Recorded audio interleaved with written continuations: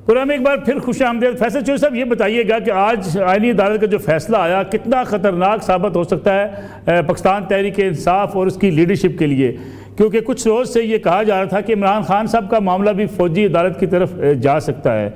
और दूसरा ये बताइएगा कि जो फहरिस्त आपने जारी की आज पाकिस्तान तहरीक इंसाफ ने अपने जाँ बहक होने वाले अफराद की, ज़ख्मी होने वाले के अफराद की, उसमें से बाज़ लोग जो हैं वो कहते हैं कि हम वहाँ ज़ख्मी नहीं हुए। देखिए, पहली बात जहाँ तक मिलिट्री कोर्ट का आपका सवाल है वो तो उस तक रिलेटेड है जो 85 लोग हैं जो इस वक्त मिलिट्री कस्टडी में हैं, जिसकी report attorney general for Pakistan ने दी है। तो उन पे जो फैसले हैं वो सुनाने की आज इजाज़त दी है। मेरी तो ज़ाती तौर पे बतौर एडवोकेट ये ख्वाहिश थी कि ये जो फैसला है मिलिट्री कोर्ट्स में, ये इस तरह से डिटेल फैसला आता है कि सिविलियंस का मिलिट्री कोर्ट में ट्रायल जायज़ है या नहीं होना चाहिए। तो उस पॉइंट के ऊपर ये होना चाहिए, क्योंकि ये काफ़ी वेल एस्टैब्लिश्ड जूरिस्प्रूडेंस है ऑल ओवर द वर्ल्ड, दुनिया भर में ये है कि सिविलियंस का जो मिलिट्री कोर्ट ट्रायल है उसको काफ़ी डिस्करेज किया जाता है और बहुत ही कुछ सीरियस एंड ग्रेव किस्म के जो हैं मामलात उनके ऊपर जो है वो किया जाता है, वरना जो है वो इन मामलात से जो है वो अवॉइड किया जाता है। और सेकेंडली जहाँ तक बात यह है कि इमरान खान साहब का जो मिलिट्री कोर्ट ट्रायल होना है या नहीं होना है, तो उसमें जो है वो ये एक फार फेच थियरी है। मैं नहीं समझता कि इमरान खान साहब के ऊपर जो एलिगेशन लगा है जो है वो इस तरह का है कि उसमें मिलिट्री कोर्ट में ट्रायल हो सकता है। उसकी रीज़न ये है कि उनके ऊपर जो तमाम इस वक्त FIR हैं या पेंडिंग केसेस हैं वो ये है कि वो उन्होंने अबैटमेंट की है, यानी उकसाया है। तो जो ये अब मुझे ये समझ में नहीं आती कि जब 9 तारीख को गिरफ्तारी हुई, क्या ये गिरफ्तारी उनके इल्म में थी तो साजिश कैसे हो सकती है? और साजिश के जो सबूत जो एक आधा चलान आया है उसमें ये है कि एक पुलिस वाला भेस बदल के ज़मान पार्क में कोर कमेटी की मीटिंग में वो टेबल के नीचे घुस गया और उसने सारी बातें सुन ली। और दूसरा उन्होंने ये कहा कि चक्री में एक बंदा भेस बदल के मीटिंग में खड़ा होके, तो मतलब ये काफी मज़ाक़ है एविडेंसेस हैं।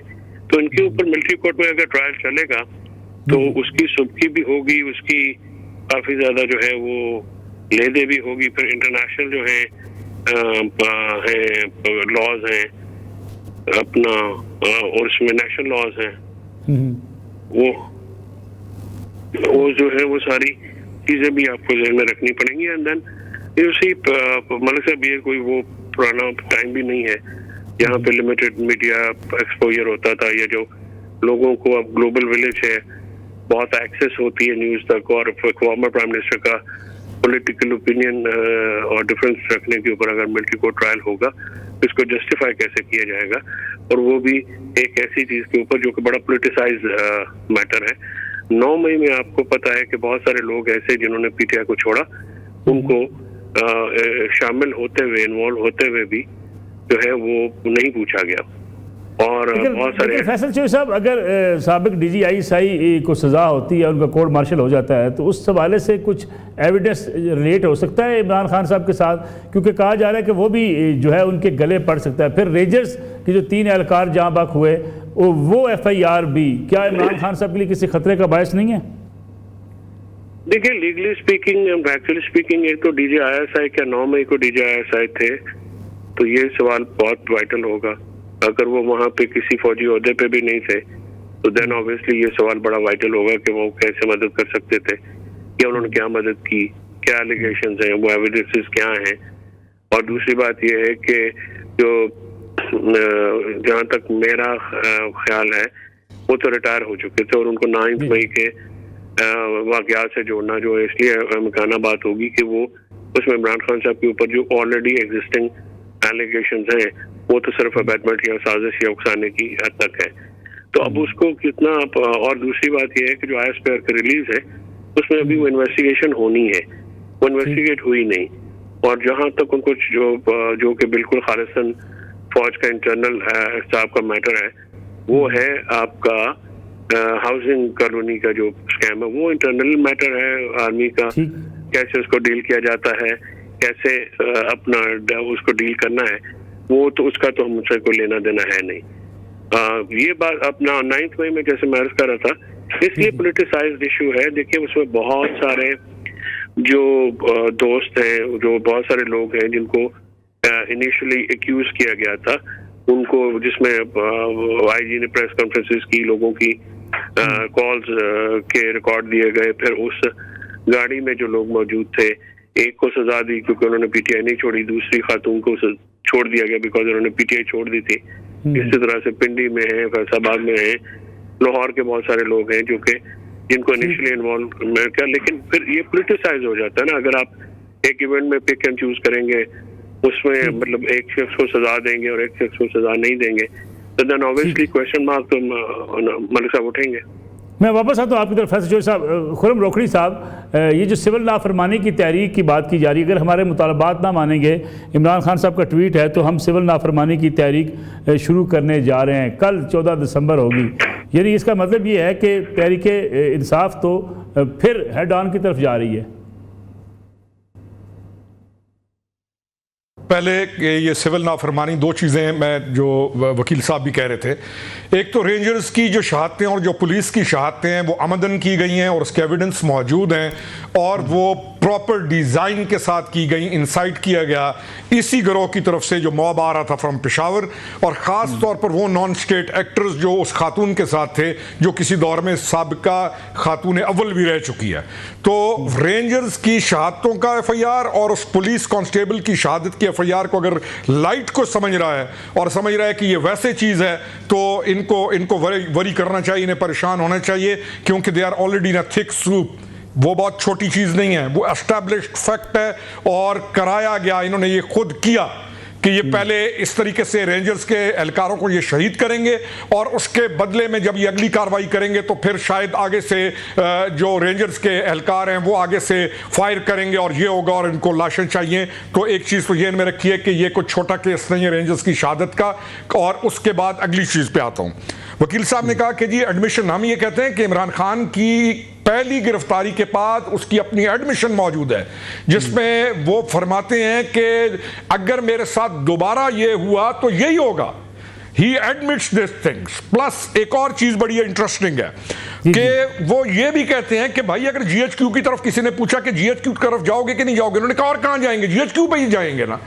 तो ये कहना कि इंसाइट करना मामूली चीज़ है, तो इन सारी चीज़ों को हम एक तरफ रख लेते हैं और इस ट्विटर के ऊपर इनके जो हैंडलर्स हैं उनकी पिछले 25 दिन की 24 नवंबर से पहले से लेके आज तक की अगर हम ट्वीट्स पढ़ें तो डेफिनेटली वो वकील साहब की तरफ से ट्वीट नहीं है, वो ट्वीट्स हैं बानी तहरीक इंसाफ की तरफ से, जिसमें वो कह रहा है कि तुम उस वक्त तक कामयाब नहीं हो सकते हो जब तक तुम अपनी गर्दनें कटा के और जब तक तुम मौत को गले नहीं लगाओगे तो तुम उस वक्त तक कामयाब नहीं हो रहे हो। वो इंसाइट कर रहा है इसका ट्विटर हैंडल नौजवान बच्चों को कि वो हमला करें, मरें और मारें।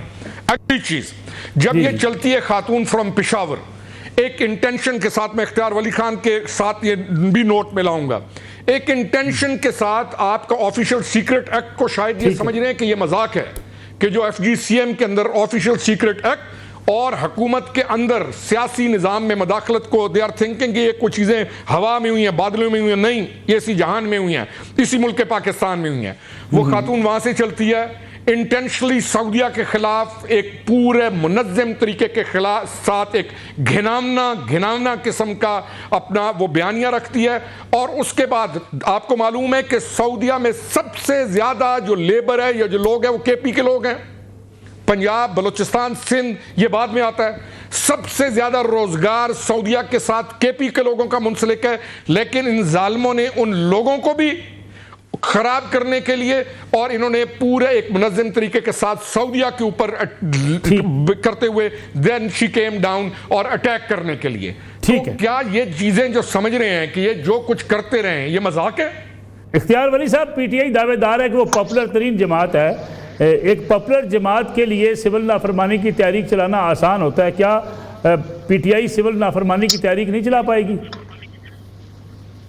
मलिक साहब, पॉपुलर होने में, मशहूर होने में और बदनाम होने में फर्क है। अब कोई इसको थोड़ा समझता है, कोई इसको ज्यादा समझता है। और पॉपुलैरिटी क्या है, पॉपुलैरिटी की जो चीजें हमें याद है वो तो शायद उसके साथ पीटीआई वाले इत्तेफाक ना करें। हमें तो उनके कैलिफोर्निया की अदालत के फैसले भी याद है, हमें तो उनके ये भी याद है कि इस बात से यू टर्न ले लो, उस बात से यू टर्न ले लो, ये बंदा बहादुर होता है। उसके इसके अलावा और कंट्रीब्यूशन है ही क्या?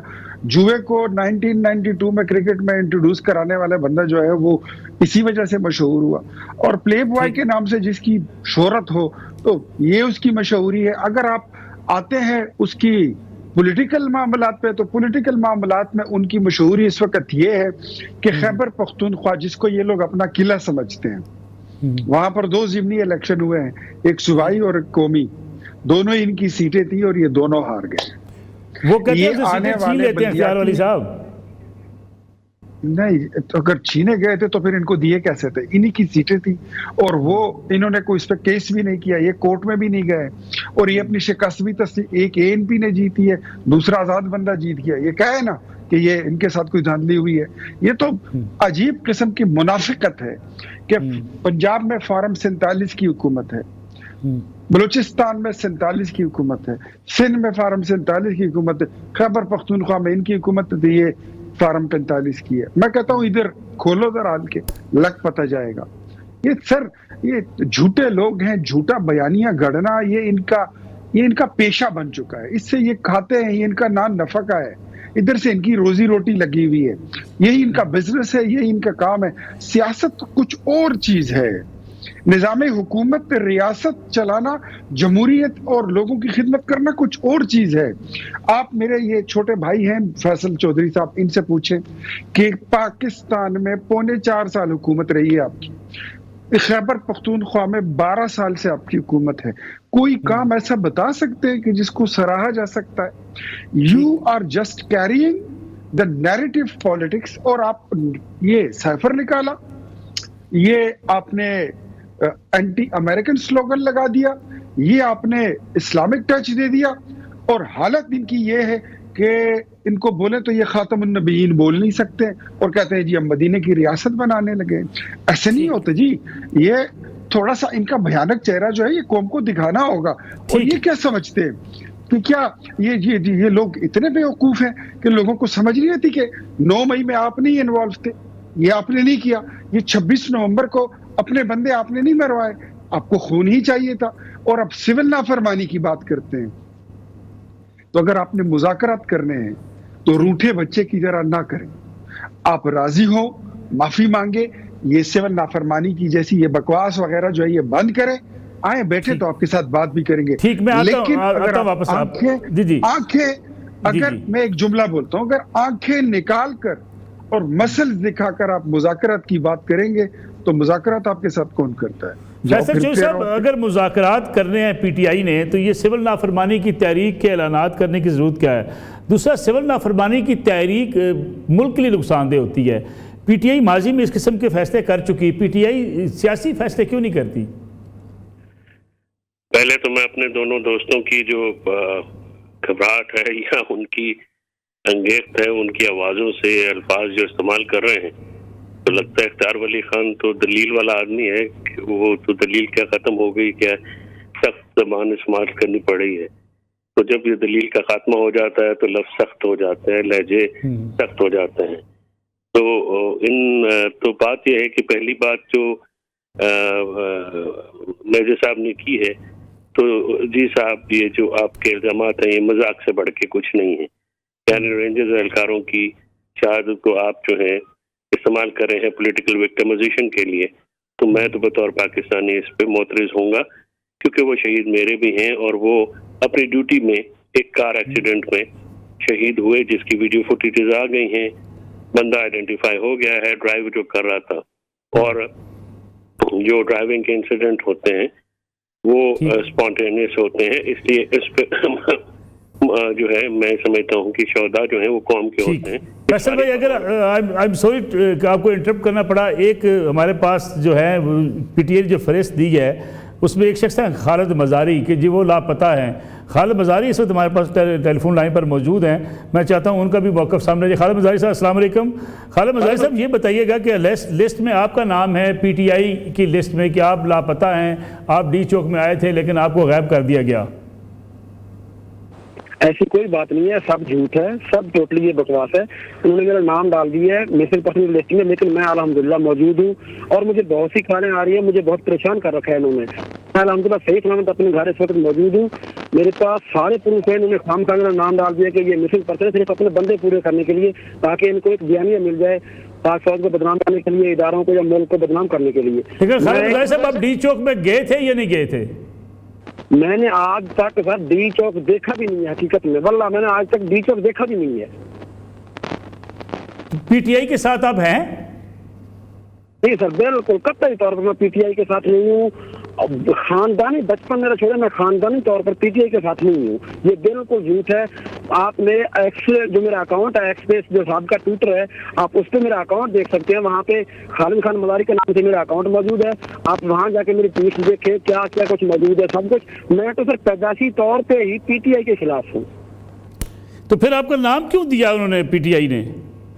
सर सिर्फ अपने बंदे पूरे करने के लिए, ताकि इनको बयानिया मिल जाए कि हमारे बंदे वाकई मिसिंग हैं। महारंग बलोच के साथ दूसरे बंदों के साथ मिलकर इन्होंने जैसे वो ड्रामा रचाती है, इसी तरह पीटीआई ने ड्रामा रचाया कि हमारे बंदे मिसिंग पर्सन है। जब इनको बंदे नहीं मिले तो इन्होंने कबायली इलाकों से लोग उठाकर, ताकि जिन लोगों को तक ये मालूमात ना पहुंचे, ऐसे जैसे मेरा नाम इन्होंने डाल दिया खामखा में, सिर्फ अपने बंदे पूरे करने के लिए इन्होंने नाम डाल दिए। बाकी ये सब कुछ बकवास है। मैं अल्हम्दुलिल्लाह सही सलामत मौजूद हूँ, कोई मिसिंग पर्सन नहीं है, कोई कुछ नहीं है। और जो बाकी लोग इसमें 139 हैं, 139 में से 100 बंदे ऐसे हैं जिनको मैं करीबी तौर पर जानता हूँ, वो भी बिल्कुल सही सलामत अपने घर पर मौजूद है। मैं अगर अपने नाज़रीन के जानना चाहूँ, खालिद मज़ारी साहब, आपके वाले साहब का नाम जो लिस्ट मेरे सामने आ रही है उसमें मजीद मोहम्मद मज़ारी लिखा हुआ है, कहीं नाम तो नहीं है आगे पीछे हो गया आपका कोई? नहीं, मेरे पास सर वो प्रूफ मौजूद है व्हाट्सएप के, जहाँ ये मेरा नाम डाल रहे हैं, मेरी तस्वीर उन्होंने डाल दी है, सब कुछ मेरे पास प्रूफ मौजूद है। अगर कोई मुझे लाइव बनाना चाहे, मैं अपना ID कार्ड भी इनको दिखा सकता हूँ। बहुत शुक्रिया खालिद मज़ारी साहब। एक ब्रेक का वक्त हुआ, वापस आते हैं इस कमर्शियल ब्रेक के बाद।